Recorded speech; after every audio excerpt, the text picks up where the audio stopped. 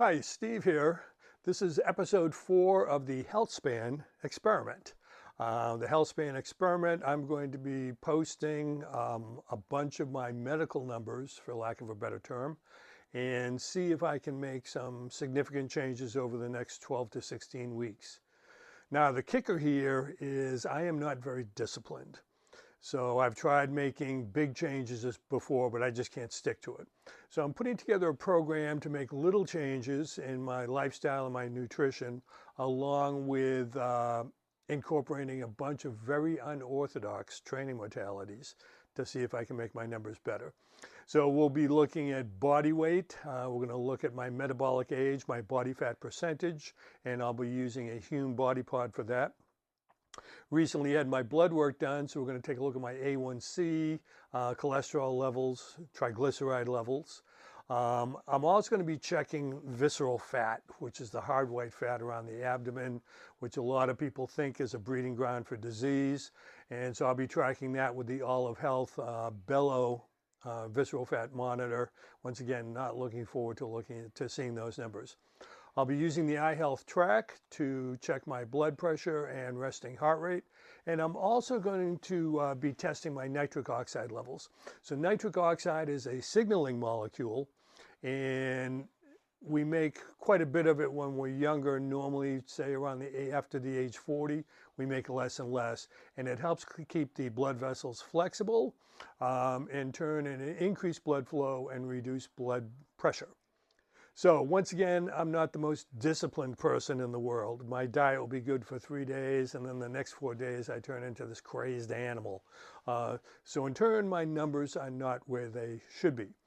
So once again, I'm not going to try to do big changes because that has not worked for me. I'm not disciplined enough. So I'm going to make small incremental changes in my lifestyle and my diet, and then use some training modalities that are very unorthodox that will probably totally surprise the majority of you. And then we will see where my numbers are in 12 to 16 weeks, and I'll be posting a video on this every month. All right, so first we're going to take a look at my body weight, my metabolic age, and my body fat percentage using the Hume BodyPod. So let's take a look. Okay, so we are now looking at a screen from the Hume BodyPod.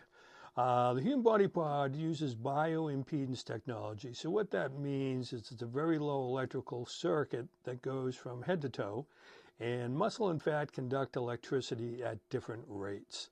And that's how they determine muscle content and fat content. So the first number we are looking at 189.6 pounds, and Hume considers that to be high. For my height, I'm 5'9", and I look in the mirror and I already know that. So that's something we're going to have to address. Metabolic age. So I am 70 years old, and the Hume says that my metabolic age is 66. So I'll take that as a win for now. And the way that works, the Hume estimates how efficiently body burns calories compared to others. So normally a younger metabolic age reflects higher muscle mass, metabolically active tissue, and favorable muscle to fat ratio. Now, the next number I want to look at, I'm going to hold off on the skeletal muscle mass. We're going to take a look at body fat percentage. Now, that is 25.2%, which Hume says is standard for someone my age. I'm not really digging on it, though. I mean, a quarter of my body is fat. Now, keep in mind that there are essential fats for basic bodily functions and fat storage.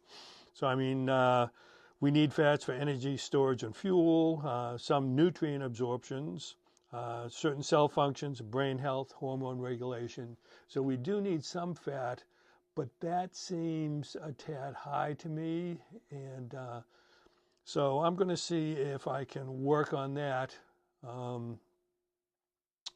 over the next 12 to 16 weeks.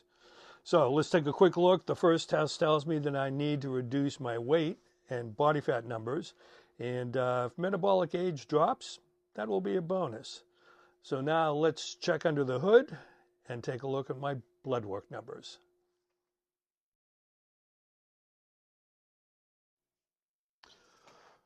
Okay, let's take a look at the blood work numbers here. So let's go down to the middle of the page and we're going to take a look at the lipid panel. So my overall or total cholesterol is high. So it should be less than 200 milligrams per deciliter. It's at 233, so that's something I have to work on. The LDL cholesterol is also high. That should be less than 129, and it has 139 milligrams per deciliter. Now combine this with the fact that my triglycerides are high as well, and that's not good.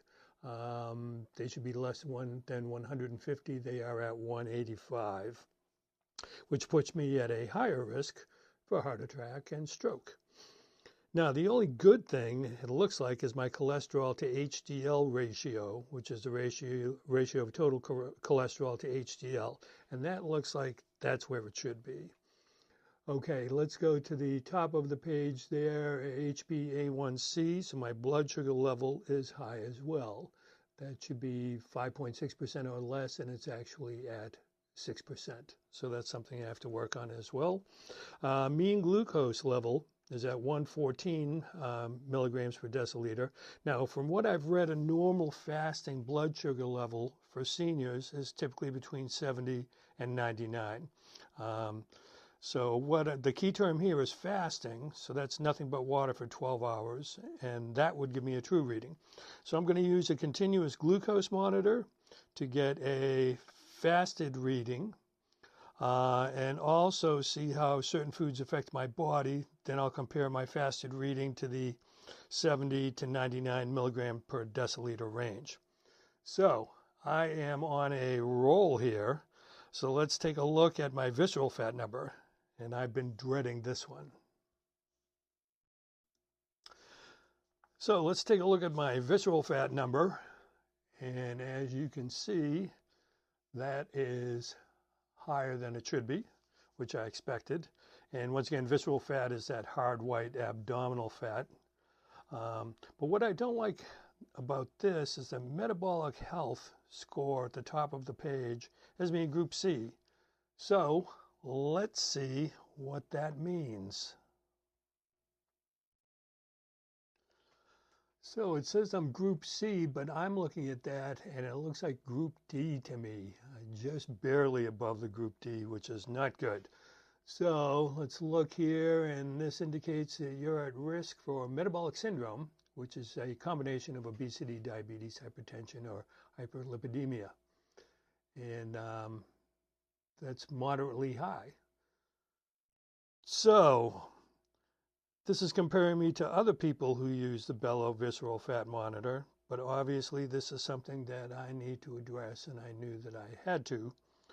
So all right, let's take a look at my resting heart rate and blood pressure numbers so I can get really depressed.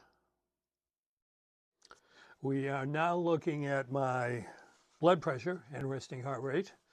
According to this app and most apps, 120/80 is considered okay. But I think the mainstream medical community is now at 110/70, but I'd have to double check on that. Okay, my 122 systolic blood pressure is still considered okay by this app. As you can tell by looking at the box in the center, my systolic is in that light green color area. My 81 diastolic is 1 point over the okay mark. As you can see, I'm in that mauve area. And this actually puts me into hypertension stage 1 group because I'm over by 1 point. That's kind of strict. Have you ever a teacher or professor that never gave A's? Apparently I have one now. Now, what I've read, athletes' blood pressure, it's somewhere in the 100 to 70 range. In the next 16 weeks, if I can get to like 110 and 75, I'll be kind of happy with that. And my resting heart rate is 79, which I'm not happy with. And I would absolutely love to get that into the 60s if possible. So let's take a look at the final thoughts.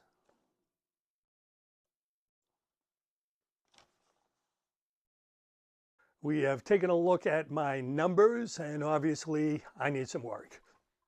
So the first thing I'm going to focus on, which is the #1 killer in this country, is heart disease. So I'm going to be working hard to get rid of visceral fat and to work on my blood pressure and resting heart rate numbers. In turn, we're going to see what happens downstream with my triglycerides, cholesterol, and blood glucose levels. Now, I mentioned earlier I'm not a very disciplined person, so in this experiment, the goal, find the minimum effective dose. Because if I can find that, that's something that I'll probably stick to. So, slight changes in my lifestyle, slight changes in my nutrition, slight changes in my exercise, and over time, the next 16 weeks, if I can be consistent, I should see better numbers and in turn be a healthier human. Now, I am adding 4 rather bizarre training modalities to my current training, and this is the experiment part of it, and these are very unorthodox. I'm using an electric hand dynamometer, okay, for isometric contractions. I'm using this tube here for restricted breathing work. I'm going to be using a lot of sauna and also contrast showers. So a minute hot, then a minute really cold, do 3 cycles of that. So once again, rather unorthodox training modalities, but science is showing that these will work with blood pressure. So I will see you next month with new numbers, and we'll see if this experiment is starting to work. Always remember, we want to die young at an extremely old age.